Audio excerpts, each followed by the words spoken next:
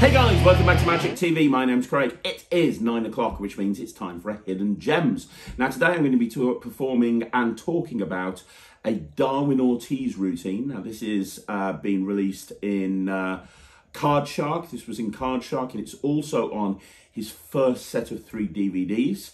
Which are available as downloads, so you can get those from various different magic dealers. And I'm talking about Hitchcock Aces. Now, Darwin has performed and created and released some of the best card magic the world has ever seen. He's brought numerous books out over the years, numerous routines, numerous projects, numerous DVDs, numerous online sessions. He's very, very prolific. And I don't think I'm exaggerating when I say he's considered to be one of the best card magicians in the world today. He is an expert when it comes to gambling-themed routines. He's an expert when it comes to magic routines. He's an expert with the memorized deck. If there's something to do with playing cards, this guy knows about it. One of the other best card magicians in the world ever is Jay Sankey, who is obviously the student of Darwin Ortiz, and it just shows the influence that Darwin has on the magic community. It's just exceptional, it really is. I know a lot of people say that Darwin is a bit of a dry performer. I actually enjoy his performances, I really do. But I was a fan of his before I even saw him perform once by reading his books. And there is so much gold in his books. When he brings out a book, there's like 20 or 30 routines. And a lot of the time you miss stuff, right? You always do. I always find this with a book.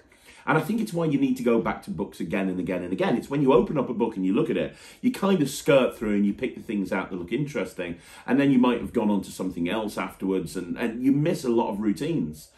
Honestly, trust me, there's so much gold in Darwin's books, it's crazy. Now, Hitchcock Aces is, for my money, the best impromptu sort of 4-ace assembly you'll ever see. It takes a very different approach to normal 4-ace assemblies. It's done in a very different way from both a methodology point of view and a presentational point of view. It's very, very different. It's very, very unique, but it works. My God, does it work really well. And what I also love about it is there's a kicker at the end. I've always been a big fan of that. I've talked about that before, you know, my Triumph routine that I put out on my recent Penguin Live, Triumph, which is a production of a 4 of a kind at the end of doing a Triumph routine, and then a deck vanish. I always like to layer stuff. I always like to add an extra moment. It's why I was a big fan of Color Stunner, for example, by Paul Harris, which was again a Triumph where the entire deck changed color at the end.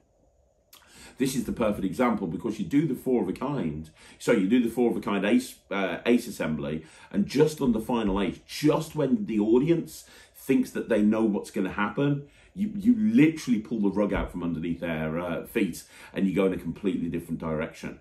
The routine is just with a regular shuffle deck of cards. You just need a regular deck and you're ready to go.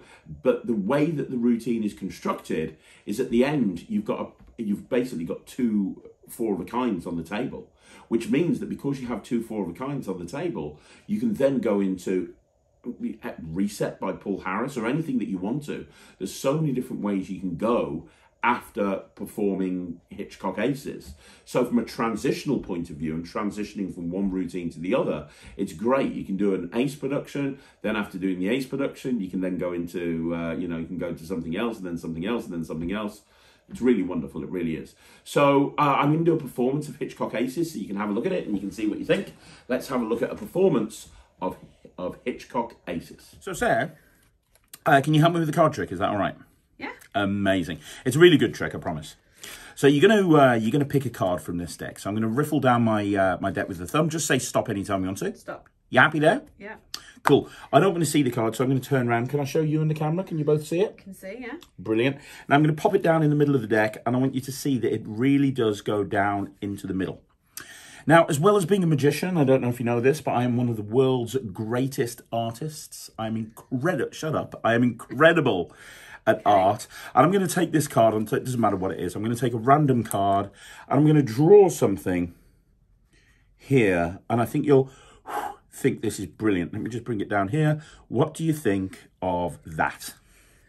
It's a snow globe. I've even gone to the trouble of putting... Well, there's snow at the bottom as well. Right, okay. Either that, it's a man with very little hair and a lot of dandruff. I don't know. But I genuinely think this is the greatest snow globe of all time. Right. Now, I'm going to give you this snow globe as a souvenir in a minute. So that you can, I want you to hang it on your wall. But before you do, we need to write your name in it. Do you want to sign it or do you want me to? No, you can. It's fine. I'll just put Sarah on the back of it. Is that fair? Yeah. Cool. So, there we go. Dry? Yes, it is. So we have a card that has your name on it, and it's got a snow globe, and you can see the snow right there settled. Yeah. Do you know why the snow is settled in the snow globe? No. It's because we haven't shaken it up. I mean, if you've ever seen a snow globe, when you shake it, the snow goes everywhere. So if I take this snow globe and give it a shake, what happens is you can probably see, look, the snow goes everywhere. Look, it's starting. That's what happens when you take a snow globe and you shake it. But you picked a card, didn't you? This is not a normal picture of a normal snow globe. This is a magical picture of a magical snow globe. And the snow inside there can tell me the name of your card. You see, if I just give this snow globe one more shake, I can actually have it. Look, the snow has actually changed right there into a 5 and a diamond. Was your card the 5 of diamonds? Yes. Yes, it was. It's still got your signature on. Like I said, you can keep this as a souvenir and hang it on your wall. Okay, so like I say, it's a very strong routine to perform. It's not actually, compared to a lot of Darwin's material where you look at it and you go, okay, so I'm going to have to do a bottom deal, a centre deal, a second deal, 15 different passes. This isn't even that difficult a routine. It's not that hard at all. It's definitely within the grasp of anybody who considers themselves intermediate as a card magician. And yet it gets such a strong reaction. Now, I've played in the past with doing this without a table and having 4 people cut their hands together, and it works. For sure it does work, but realistically it's best at a table.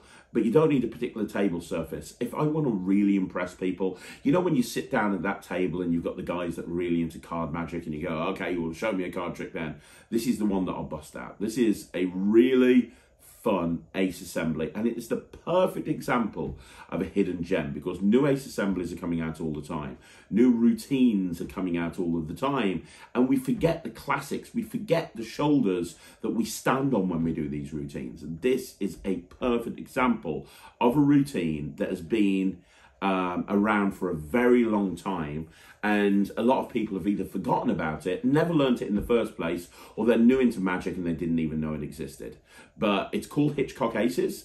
You can get it from Card Shark if you can find a copy of Card Shark by Darwin Ortiz, but it is also available on a couple of his various different downloads. Go onto somewhere like Vanishing Ink and go and look at the Darwin Ortiz downloads, and you'll see on there you know, various different routines that you can learn, and all of Darwin's stuff is great, but you're looking specifically for Hitchcock Aces. It is a real hidden gem. So there you go, guys. That's another hidden gem. That's Hitchcock Aces by Darwin Ortiz. I absolutely love that routine. Now I want to hear from you. Do you agree? Do you disagree? Let me know in the comments down below. Is it something that you've performed? Is it something that you used to perform and you don't anymore? In which case, why not? Or have you never heard about it? In which case, are you going to give it a go? I would love to know. Let me know in the comments down below. Let's get a discussion going. Let's get a dialogue going. And don't forget, you want to see more videos like this? You know what you got to do. Like the video, subscribe to the channel, leave a comment down below. Don't forget, at 5 o'clock today, a Craig and Rylan review show went live. So if you want to go and see that, you can go check out the Craig and Rylan review show. It is now live right here on Magic TV. And I'm going to be back again tomorrow on Thursday with the magic stuff at 9 o'clock, shorts at 2 o'clock, and at 6 o'clock I'm going to be here with the Magic Live. Once again, it's been really fun performing for you guys and chatting to you about magic. If you want to check out the Netrix, which is the fastest growing magic streaming platform available online, you can do so by going to www.thenetrix.com, and you can get immediate access. There's a bronze, silver and gold level. If you want to support me, that's how you do it. Thanks very much. I will see you again soon. My name's Craig from Magic TV.